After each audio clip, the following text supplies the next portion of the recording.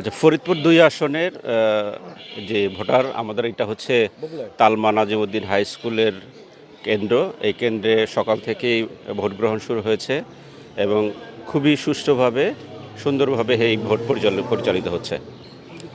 আর এখানে যারা প্রতিদ্বন্দ্বী আছে আপনারা সবাই জানেন যে আমাদের ধানের শীষের প্রতীক হচ্ছে শ্যামা ওবায়দ, আর রিকশা বোধহয় ধলা হুজুর। ওনাদের এজেন্টরা আছে, সবাই সুন্দর মতো ভোট দিচ্ছে, কোনো রকমের কোনো সমস্যা নাই। তো আলহামদুলিল্লাহ এবার ভোটটা আমরা সবাই সুষ্ঠু মতো দিতে পারছি। আর আমি ব্যক্তিগতভাবে খুবই চাই যে সবাই যেন সংস্কার যে প্রস্তাবনা আছে, হ্যাঁ ভোট যেটা আছে, সবাই হ্যাঁ ভোটের পক্ষে যেন সবাই আমরা সবাই দলমত নির্বিশেষে সবাই ভোটটা দেই। কারণ এটা হচ্ছে আমাদের ভবিষ্যৎ বাংলাদেশটা কি হবে, সেই ভবিষ্যৎ বাংলাদেশের একটা দিক নির্দেশনা হচ্ছে আমাদের এই হ্যাঁ ভোট। নিশ্চয়ই জানেন যে দীর্ঘ 17 বছর বাংলাদেশের মানুষ তাদের ভোটাধিকার থেকে বঞ্চিত ছিল। অত্যন্ত উৎসবমুখর পরিবেশে আজকে সবাই ভোট দিতে আসছে। আমরা অত্যন্ত সন্তুষ্ট এবং সুষ্ঠু সুন্দর পরিবেশে আমাদের এখানে নির্বাচন হচ্ছে। সবাই যার ইচ্ছা মতো ভোট দিতে পারতেছে। প্রত্যেক ভোটার তার পছন্দ অনুযায়ী প্রার্থীকে পছন্দ করতে পারতেছে। এই জন্য আমরা খুবই আনন্দিত। না, আপাতত এখনও পর্যন্ত কোনো প্রেশার আমরা দেখতে পাচ্ছি না। খুবই সুন্দর পরিবেশে হচ্ছে। উৎসব মুখর, মানে ঈদের দিনের মতো মনে হচ্ছে।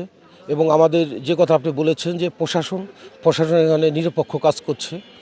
এবং আমাদের দ্বাদশ সংসদ নির্বাচনে আমাদের নগরকান্দা থেকে 2 জন প্রার্থীর মধ্যে ইনশাল্লাহ আমাদের যে ধানের শীষের প্রার্থী আছেন আমাদের নগরকান্দা এবং সালথার গণমানুষের নেত্রী শামায়েদ রিঙ্কু ইনশাল্লাহ সর্বোচ্চ ভোট পেয়ে নগরকান্দা সালথা থেকে বিজয় হবে।